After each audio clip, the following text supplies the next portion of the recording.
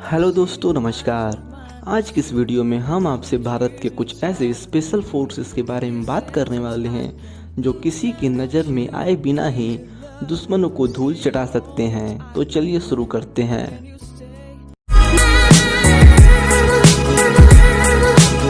पांचवा, cobra commando.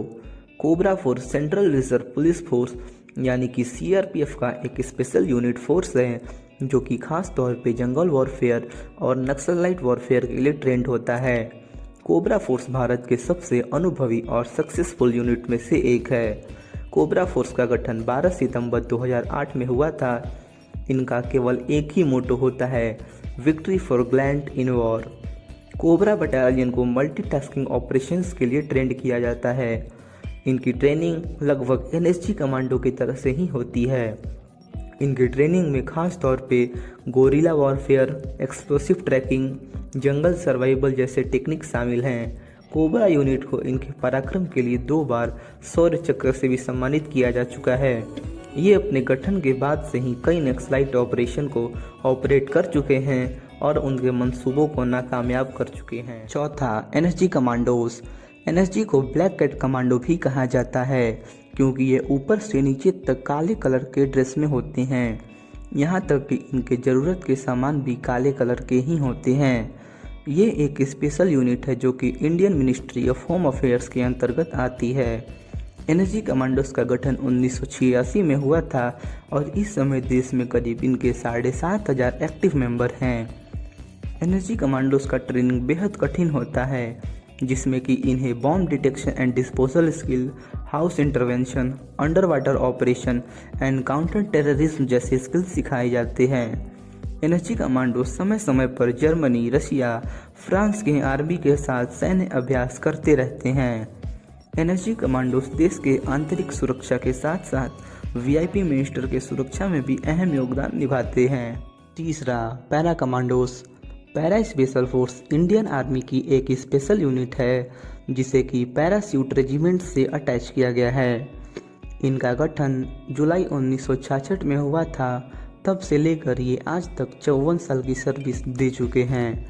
इन्हें खास तौर पे counter terrorism, direct action, hostage rescue जैसे ऑपरेशन के लिए ट्रेंड किया जाता है।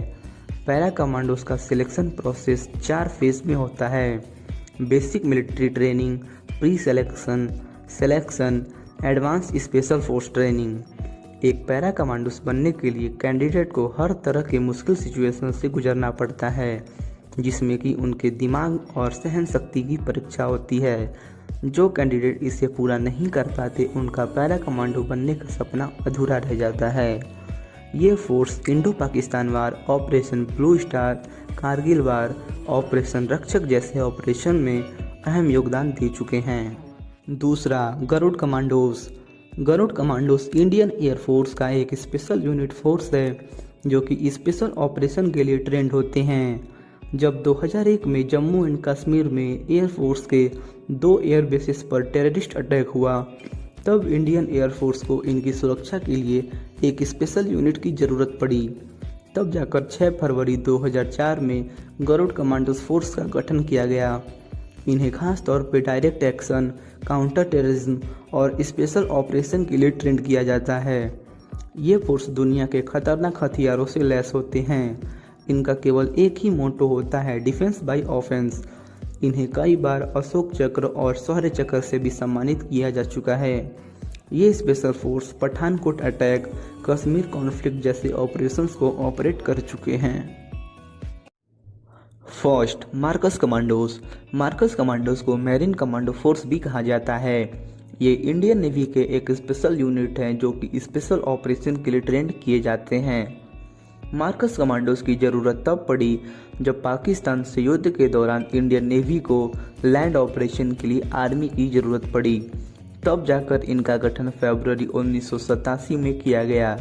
ये सभी टाइप के ऑपरेशन के लिए ट्रेंड होते हैं। ये ज़मीन, हवा या समुद्र कहीं से भी मिशन को ऑपरेट कर सकते हैं। मार्कस कमांडोज का सिर्फ एक ही मोटो होता है, द फ्यू द फियरलेस। इन्हें खास तौर पे डायरेक्ट एक्शन और होस्टेज रेस्क्यू के लिए ट्रेंड किया जाता है। ये कमांडो दुनिया के सबसे आधुनिक हथियारों से लैस होते हैं। ये अपने गठन के बाद से ही ऑपरेशन पवन, ऑपरेशन कैक्टस, कारगिल वार, ऑपरेशन ब्लैक टोर्नाडो जैसे ऑपरेशन को ऑपरेट कर चुके हैं। और हाँ दोस्तों, अगर आपको ये वीडियो अच्छा लगा हो तो इसे लाइक, शेयर और चैनल को सब्सक्राइब कर दीजिएगा।